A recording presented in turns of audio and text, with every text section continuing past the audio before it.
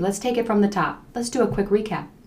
You have conducted your workforce planning session, and you thought about who it is that you need for that organization. You've thought about what is needed for the organizational strategy and culture.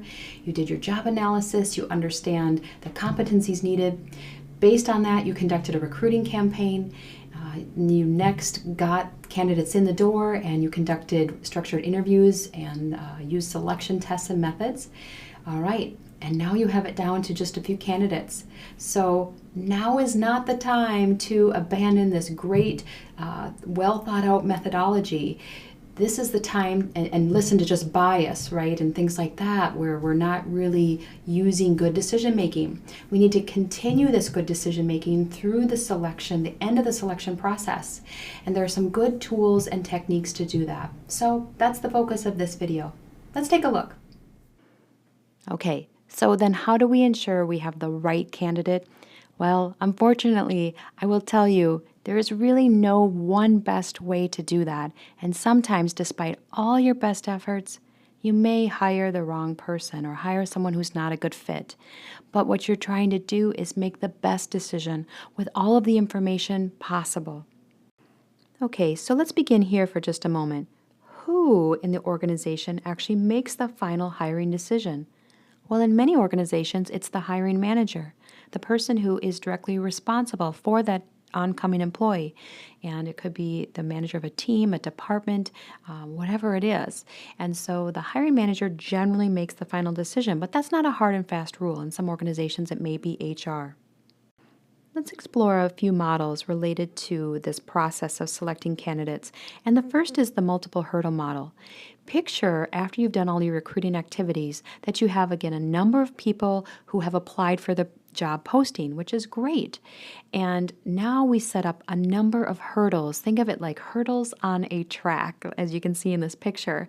Not everybody's going to make it over every hurdle. So the first hurdle could be the evaluation of all of the resumes or the applications. Did they meet the requirements of the job posting? Well, if they don't, some of the candidates don't get past that hurdle. And the next one could be phone interviews. Well, think you get the point. But multiple hurdles really help us screen out candidates who may not be a good fit or are not a good fit and get it down to just a few really solid candidates.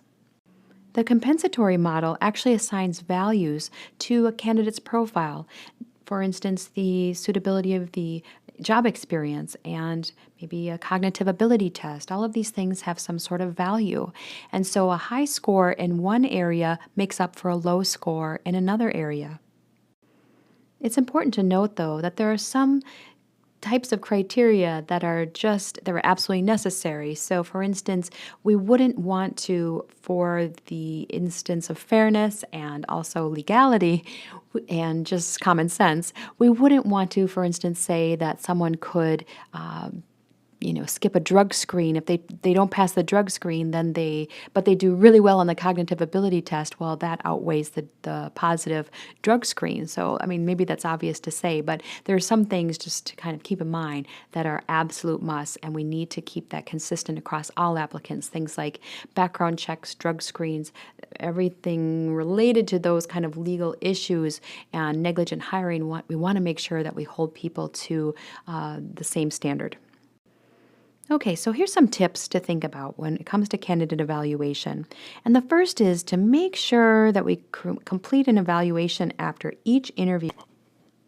Despite your best intentions to remember an interview later, trust me, from my own personal experience, it's really hard to do that. You conduct an interview and then you go on to another task and perhaps even have another interview. Sometimes I had many of them back to back during the day, and you try really hard to recall the details of that interview. And even looking back at your notes, that should help you, but it's better to complete the evaluation form after each interview. And this You can find any sort of candidate evaluation form just online. So as long as it's not copyrighted, I would encourage you to not, again, recreate the wheel. Just go out and find one that's actually suitable for your organization and customize it. So you want to use weights and ratings, and here you can see, for instance, I didn't have any weights on here, but maybe I think 40% might be a bit high for educational background, and again, this will depend on your own organization, but let's just say maybe we adjust that and we put that maybe that's worth 10%. And there's a lot of other categories, below this sheet here, but we'll just say that from our research that we know that past education and work experience maybe shouldn't account for as much as some of the work samples we could take a look at and things like that. So anyway, but you would do your rating and then you put your commentary in here.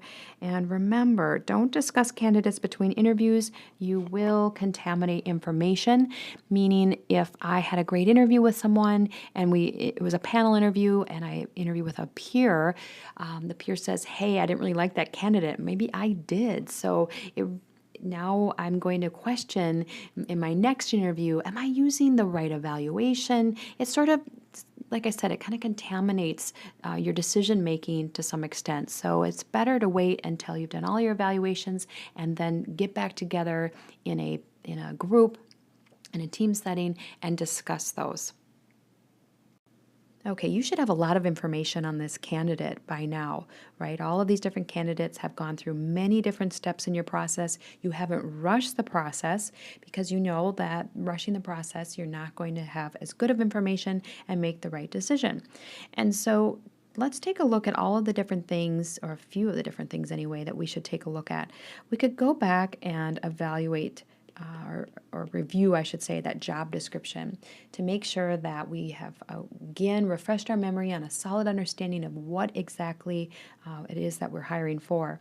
We could look again at the application and the resume to make sure we're not missing anything, any questions that may pop up, holes that in periods of time the person's been unemployed, things like that. We also should review, of course, our interview notes, right? And any sort of selection testing.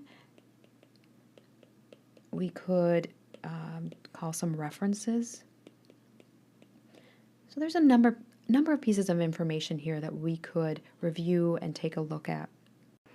So you have all of these pieces of information along with your candidate evaluation form and just a number of pieces of information that you'll want to evaluate, and hopefully all of those things come together and point you in the direction of the right person for the position.